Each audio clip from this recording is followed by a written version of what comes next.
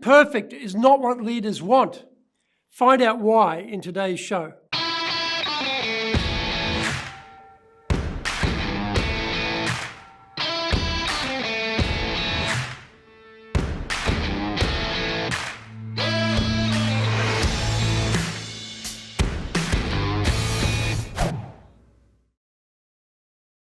Welcome back to Year 7 of the Cutting Edge Japan Business Show, which we release every Monday. I'm your host, Dr. Greg Story, Dale Carnegie Award-winning franchise owner, master trainer, president of Dale Carnegie Tokyo Training, and 3-time best-selling author. We are bringing the show to you from our high-performance center in Akasaka in Minato-ku, the business center of Tokyo. Why the cutting edge? We are here to win in business in Japan. Let's all be at the forefront of the cutting edge of how to flourish here in this market. Now, this is episode number 348. Open the kimono, leaders. それでは行きましょう. So let's get going. The supervisor has supervision. The leader knows more. The captain makes the calls. The best and the brightest know best. The cream rises to the top. We accept there will be leaders, either our superiors or first among equals. We put leaders up on a pedestal. We expect more from them than we expect from ourselves. We judge them, appraise them, measure them, discuss them. When you become a leader, what do you find? There are rival aspirant leaders aplenty waiting in the wings to take over. They have the elbows out to shove the current leader aside and replace them. Organizations seem to be stacked with politicians who are excellent at ingratiating themselves with the higher-ups and climbing over the bodies of their rivals to get to the top. Their political nous seems to be in inverse proportion to their lack of real leadership capability and ability. Given we have much flatter organizations today, and the corresponding pressure to do more faster and better with less, the pressure on leaders is at an all-time high. The super leader is bulletproof, never makes a mistake, and sums up the situation perfectly. They're also a pain to work for. Followers don't deal well with perfection.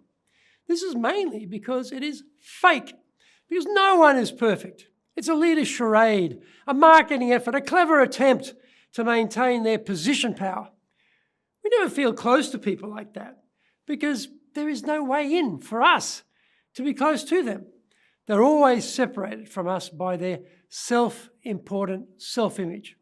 We cannot identify with them because while they project they are perfect, we are only too aware of our own failings. We don't like perfect people because they make us feel inadequate and uncomfortable. They seem nothing like us. So there is felt to be very little in common. The irony is that as leaders, the less perfect we try to project ourselves, the more effective we will be in winning over followers. Yes, absolutely. We have to be competent, but we don't have to be perfect. We have to have the goods, but we don't have to be a pain. By admitting our foibles and failings, we provide a way for our followers to identify with us. When your basic premise is, I'm perfect, then you have to invest a lot of energy in backing that claim up and maintaining the perfectly assembled facade. On the other hand, you can say, I'm imperfect, but I still bring plenty of value to my followers and the organization. You are confident enough to say, you're not Mr. or Ms. Perfect. People lacking in confidence often try to appear something they are not because they are not confident to show others their weaknesses. I was exactly like that for a very long time. When I was younger, I thought I had to be the best, brightest, smartest, toughest, quickest, and the hardest worker. I thought all of this was necessary because I didn't know how to be vulnerable. I was raised in a typical Aussie macho environment in Brisbane, where men had a clearly defined role and weakness wasn't any part of it. How about your case? Find out more when we come back from the break. If you want to be successful as a leader, do the Leadership Training for Managers course. All companies need people who can both manage and lead. Leading people screams out for real skills in communication, dealing with all different types of people, being excellent at innovation, planning, delegation, handling mistakes, doing performance reviews really well, and inspiring and motivating the team. Do the Leadership Training for Managers course now in either Japanese or English.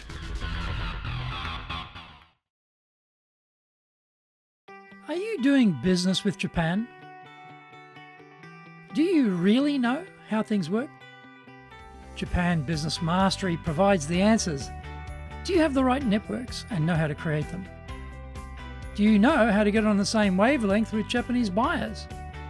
Do you know what being trustworthy looks like from the Japanese perspective? Japan Business Mastery is based on more than 30 years experience in Japan and will become your go-to guide. Want to succeed in Japan? Buy Japan Business Mastery now. Welcome back. As you move through your career, you meet leaders who don't make any claims about how great they are, and their teams love them. They don't strut around trying to prove they're the best, and they just get on with helping others succeed. They are comfortable within their own skin, have nothing to prove to anyone. They get the job done like a duck on water.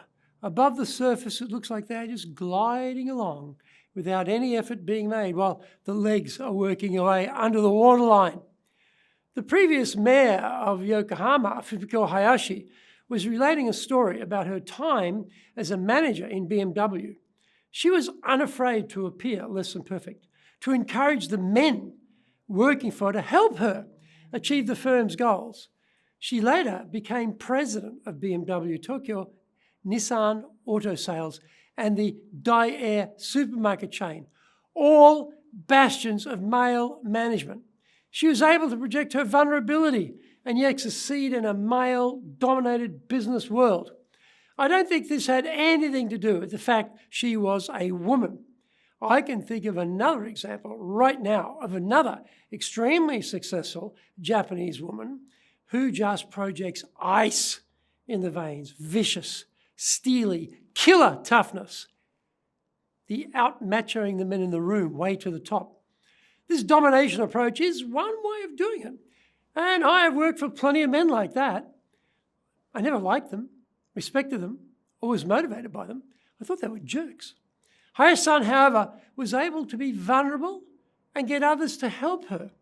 And this is the lesson we can all learn. By being able to be vulnerable, we establish a relationship with our team where they feel comfortable. They still respect our ability, experience, dedication, hard work, and our focus on helping them to succeed. None of that goes away just because we don't go around projecting we are superhuman, Superman, Superwoman. So let's be confident and vulnerable at the same time. If we do that, gathering followers will become much easier, and leading will become much more enjoyable and successful. I hope you enjoyed today's show, and so please subscribe on YouTube. Share it with your family, friends, and colleagues. Become a regular. Hit the little bell icon to receive update notifications. Our website details are on screen now, www.dale-carnegie.cojp. It's packed with value, so certainly check it out. We try to offer as much value as possible, so you might also enjoy our other shows. In fact, we are releasing content 6 days a week. For podcasts, Mondays for the Cutting Edge Japan Business Show, Tuesday for the Presentations Japan series, and every second Tuesday for the Business Tatsujin no Oshie Show, Wednesdays for the Sales Japan series, Thursdays for the Leadership Japan series, and every second Thursday for the Business Pro Podcast Show, Fridays for the Japan Business Mastery Show, and Saturdays for Japan's top business interviews. Now, you get these wherever you get your podcast. Also, every Monday, we release the Cutting Edge Japan Business Show. Every second Thursday, we release the Business Pro Television Show, and every Friday, the Japan Business Master Show.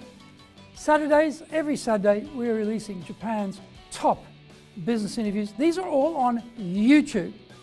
We appreciate your support, and please let others know about it so they can benefit too.